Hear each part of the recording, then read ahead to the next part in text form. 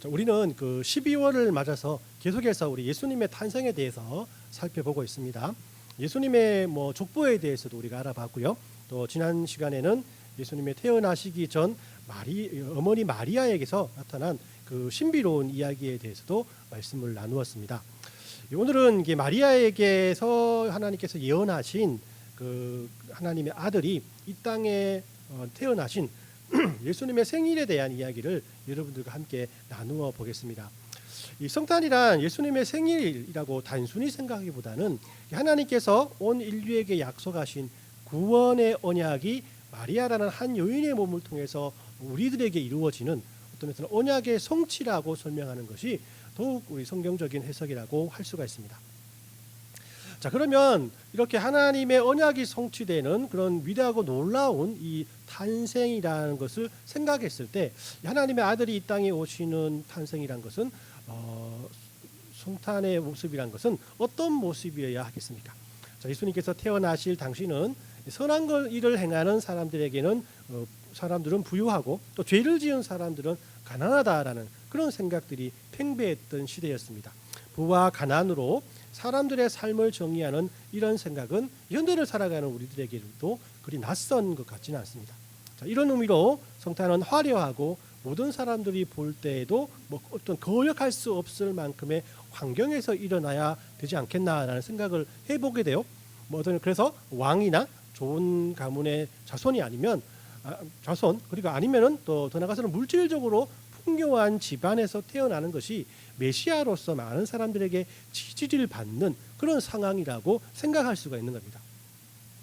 하지만 우리는 예수님께서 매우 가난하셨고 또 우리가 오늘 살펴보겠지만 그의 태어나심 역시 굉장히 연약하고 부족했다는 사실을 성경을 통해서 우리는 알 수 있습니다. 우리는 대개 예수님께서 십자가에서 죽으실 때 가장 낮아지셨다라고 생각할 수 있지만 이런 상황 속에서 볼 때 예수님의 태어나심 역시 그의 낮아지심 그 자체였다는 사실을 인정해야 할 것입니다. 이렇게 볼 때 예수님의 태어나시고 죽으실 전생애를 보면은 그는 가난하고 낮은 자리에서 사셨음을 우리가 확인할 수가 있는 것이죠. 그래서 오늘은 이 성탄주의를 한 주간 앞두고 예수님의 태어나심 역시 낮아지심의 결정체였다는 사실을 누가복음과 마태복음을 통해서 함께 살펴보도록 하겠습니다.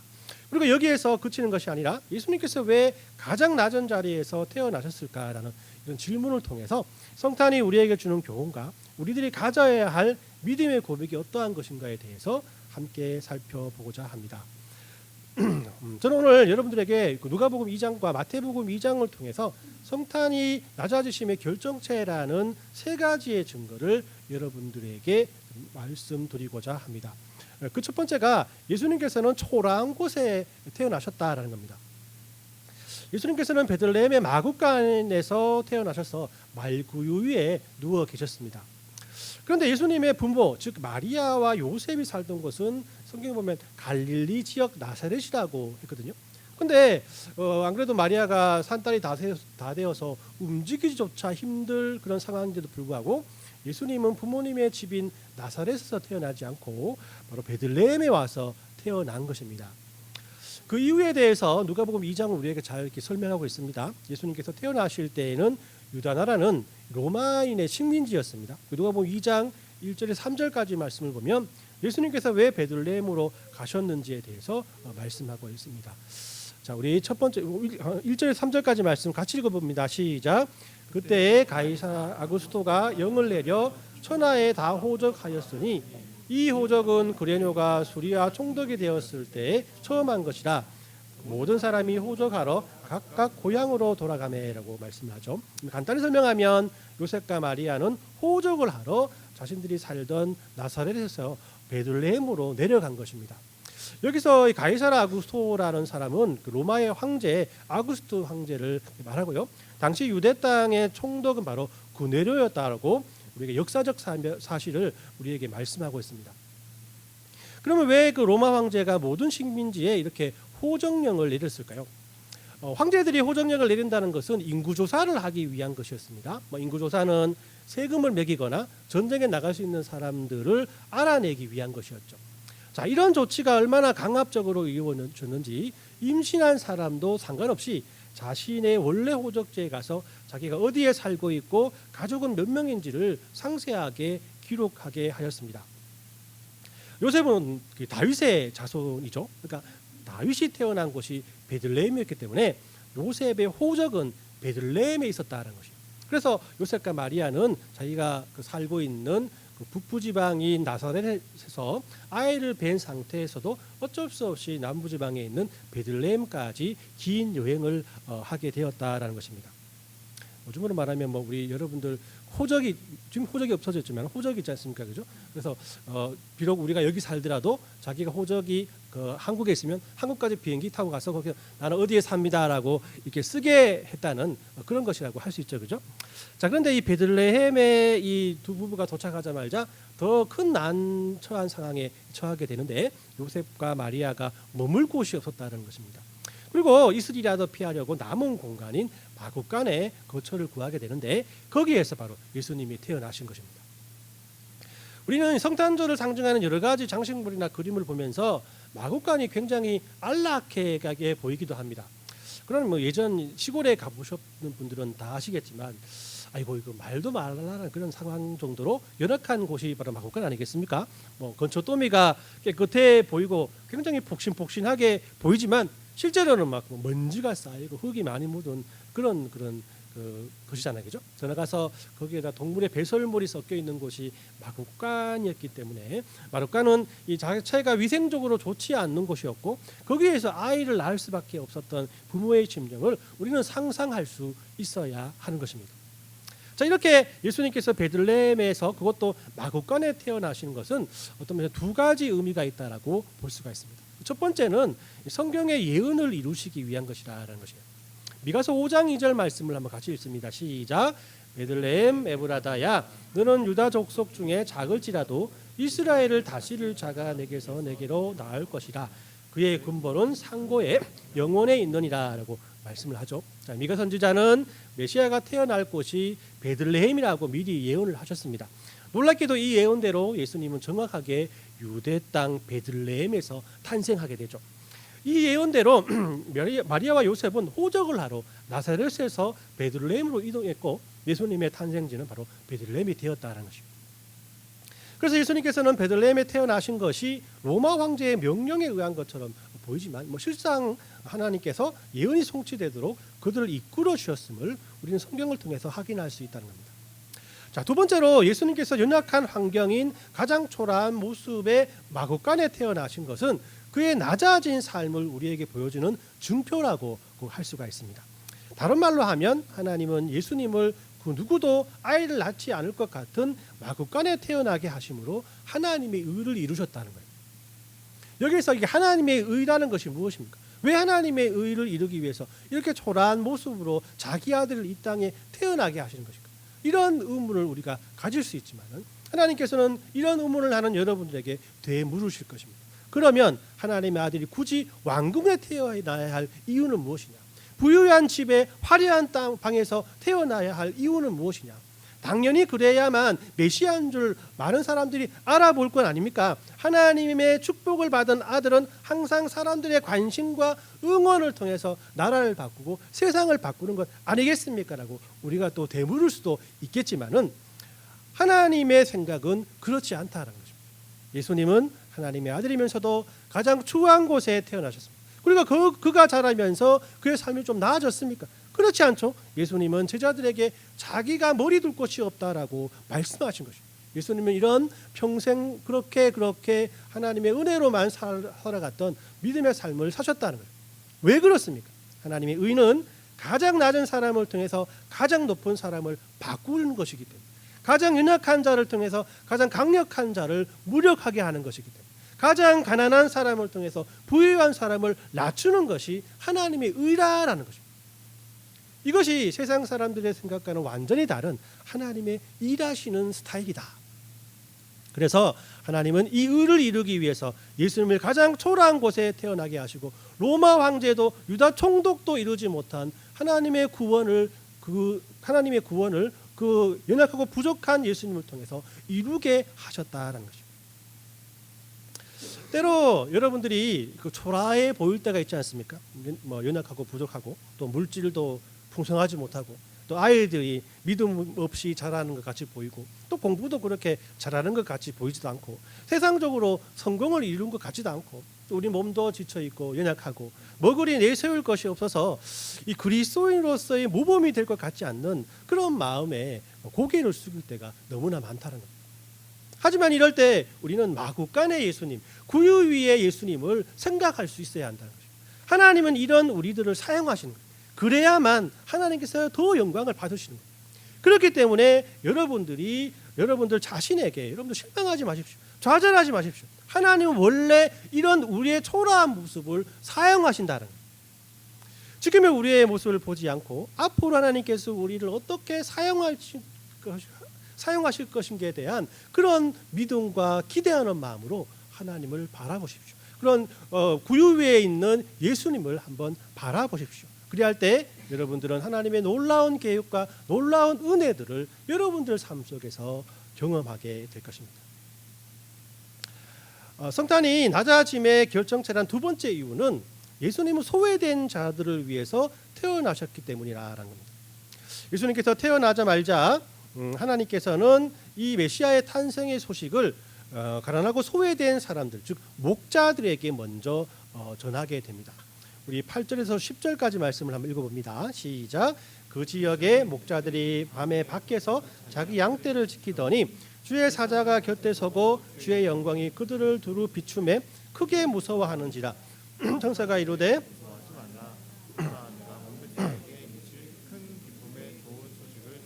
전하노라. 아멘. 자, 하나님의 천사들이 메시아의 탄생을 왕실이나 권세 잡은 자들에게 미리 알리시지 않고 광야에서 양을 키우고 소외되고 항상 무엇인가 부족한 삶을 살았던 목자에게 먼저 알리셨다는 것은 예수님이 어떠한 삶을 사셨는가에 대한 좋은 정보를 우리에게 줍니다. 천사는 목자들에게 아기 예수님을 찾을 수 있는 두 가지 징표를 알려줍니다. 12절에 보면은 너희가 가서 강보에 쌓여 구유에 누워 있는 아기를 보리니 이것이 너희에게 표적이니라 하더니라고 말씀을 하죠. 천사가 말한 것은 첫째는 강보에 쌓인 아이였고요, 둘째는 구유에 누워 있는 아이라는 것입니다. 여기서 강보라는 말을 자세히 알아봅시다. 여기서 말하는 강보는 유대인들의 특별한 강보, 천이라고 할 수가 있어요. 그러니까 유대인들은 산모가 아이를 낳을 때가 되면 아주 긴 천들을 장만하고 거기에 아이들을 축복한 말들을 이렇게 새겨놓거나 쓰게 됩니다. 물론 뭐 친척이나 친구들도 축복의 말씀을 쓰게 되죠.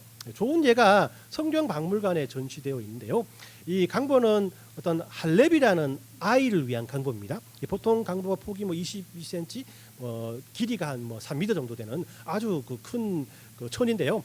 여기에 어떻게 써 있냐면 할렙이 하나님께서 너를 지키실 것이다. 하나님이 너를 사랑한단다. 이런 내용들이 막 쓰여 있어요. 그러니까 이 강보는 할렙이라는 한 아이만을 위한 강보가 되는 것이죠.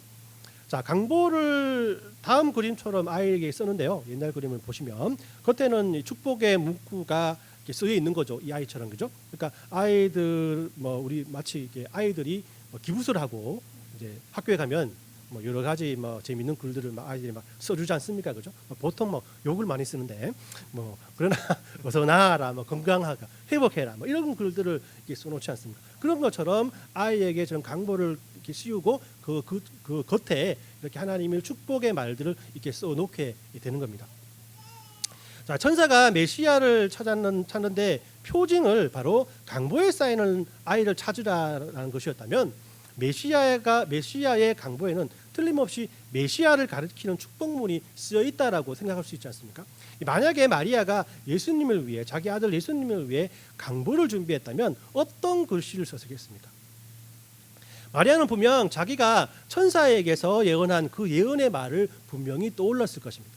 아들을 낳으리니 이름을 예수라 하라. 그 이름이 바로 그 임마누엘이라 하라라고 분명히 그 천사에게서부터 들었겠지 않겠습니까? 그러니까 예수님의 강보에는 임마누엘이라는 글자가, 메시아라는 글자가 분명히 쓰여 있었을 것입니다. 하나님이 너와 함께한, 하나님이 이 아이와 함께함을 내가 믿는다라는 축복의 말들을 분명히 써놓았을 것입니다.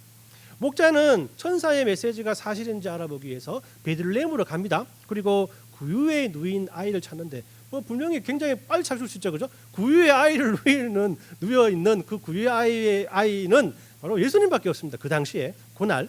그러니까 그 예수님이란 아이가 강보에 쌓여서 이제 그 구유에 누워 있는데 이 아이가 진짜 하나님께서 말씀하신 그 아이인가를 알기 위해서 뭘 봐야겠어요?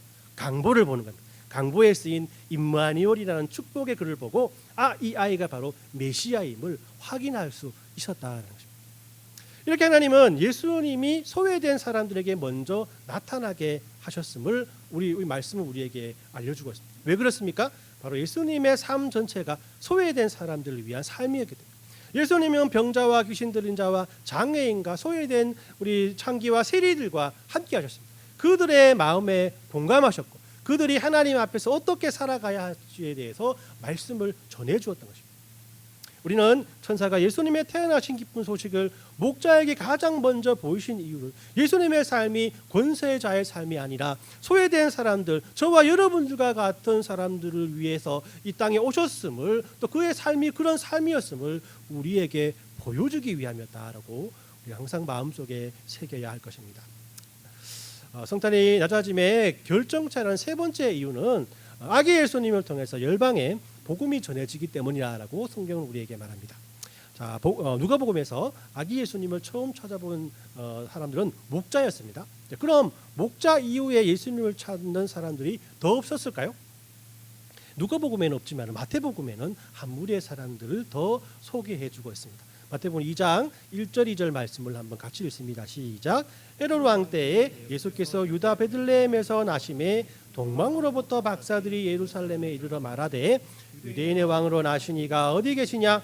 우리가 동방에서 그의 별을 보고 그에게 경배하러 왔노라 하니라고 말씀을 하죠. 자, 두 번째로 아기 예수를 찾아온 사람들은 우리가 잘 아는 동방 박사들이었습니다.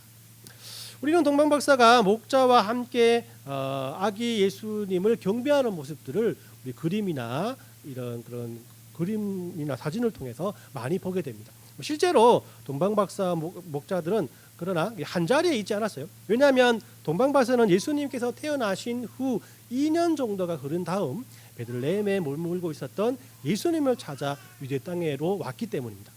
왜냐하면 여러분들 이 헤롯 왕이 자신을 찾아온 동방 박사들에게 별이 정확히 언제 나타났는지를 물어보지 않습니까? 이것을 기준으로 해서 베들레헴에 있는 2살 이하의 아이들을 모두 이렇게 학살하게 됩니다. 이를 근거로 봤을 때 동방 박사들은 예수님의 그 별을 발견한 후인 2년 뒤에 예수님을 찾아왔다라고 학자들은 보고 있다는 것이죠. 자, 그렇기 때문에 동방 박사들이 예수님을 찾아간 때는 예수님께서 이미 마구간에서 나와 베들레헴의 어느 작은 집에 살아갔을 것인데 그 작은 집에 있는 예수님 2살 배기 정도 되는 어린 예수님을 만나게 되었다라는 것입니다. 동방 박사는 이게 집으로 말하면은 이란과 이라크 지역에 살던 권세를 가진 그런 천문학자들이었습니다.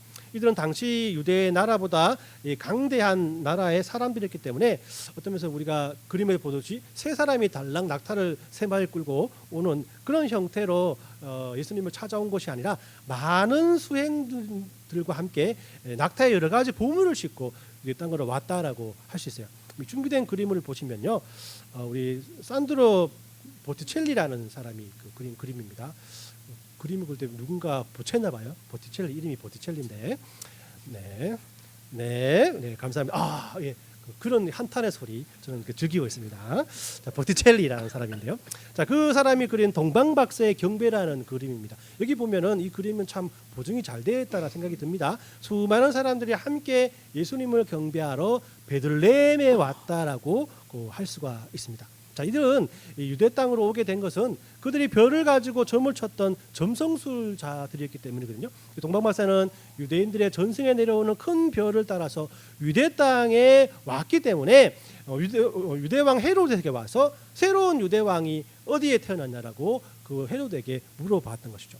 결국 헤롯 왕은 박사들에게 아이를 찾는 것을 허락해주고 아이를 찾으면 자기에게 꼭 다시 말해라, 내가 그에게도 경배하리라라고 아기를 죽일 계획을 가지게 됩니다. 박사들은 2살 배기 예수님 앞에 무릎을 꿇고 자기네들이 가지고 온 황금과 유학과 모략을 드리며 그에게 경배를 하죠.